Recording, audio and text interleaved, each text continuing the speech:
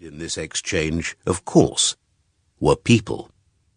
Nor was it indeed that the 17th century saw any fundamental new beginning. It was not then that the American continent first entered European consciousness.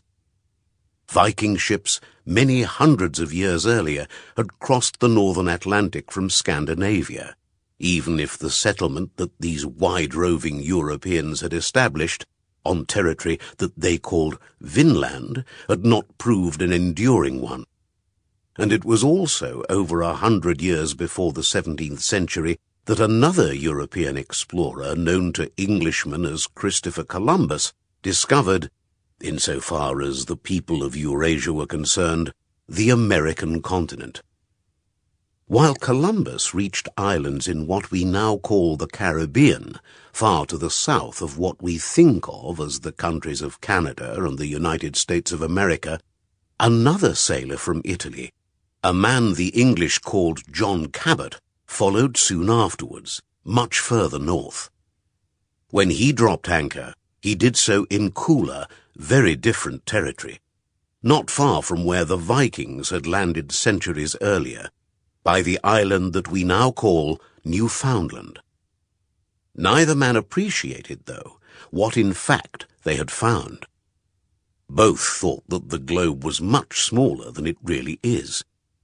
Both thought that the land they had reached was an outlying, hitherto unknown fragment of Asia, that the large islands of Japan must lie nearby. Today, of course, the island on which Cabot landed is a part of Canada, its very name describing what it was to the men who then saw it, New-found land.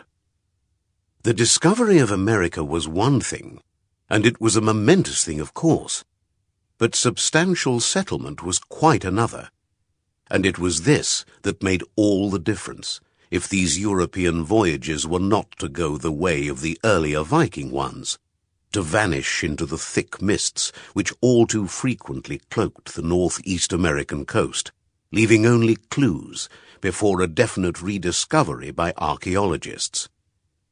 The century after Columbus and Cabot, the 16th, was a time of further exploration, as well as of a number of tentative, often unsuccessful attempts to colonize this astonishing new territory, which, as it soon became apparent, was not Asia at all, but an entire, hitherto unsuspected continent, a place both vast and unmeasured. While the Iberian nations, Spain and Portugal, did become established in Central and South America, causing grievous suffering both through deliberate violence and the unwitting bequest of infections against which the American natives had no resistance, the much weaker efforts made by England and France further north in the course of the 16th century proved less enduring, as well as less immediately fruitful. In places like Roanoke, famously on the shore of what is now North Carolina, an effort was made in the time of Queen Elizabeth I, the first such that England did make, to establish a colony upon the shores of what were called these remote, heathen and barbarous lands.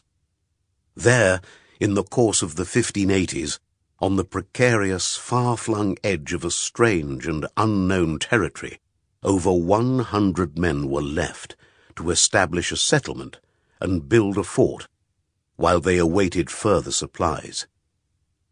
But first, Sir Francis Drake rescued most of the desperate group. Then, when relief did arrive for the remaining 15, it was found that the colonists had entirely disappeared, with the haunting exception of a single skeleton. Subsequently, a second group of settlers was left, nervous and uncertain, also to await contact from England. But this time, whatever the intentions, the impending Armada and the subsequent war with Spain caused significant delays to transatlantic shipping. And by the time that assistance did arrive, these men, women and children had also vanished, along with their settlement. While artwork and writing of a high quality does survive from the venture,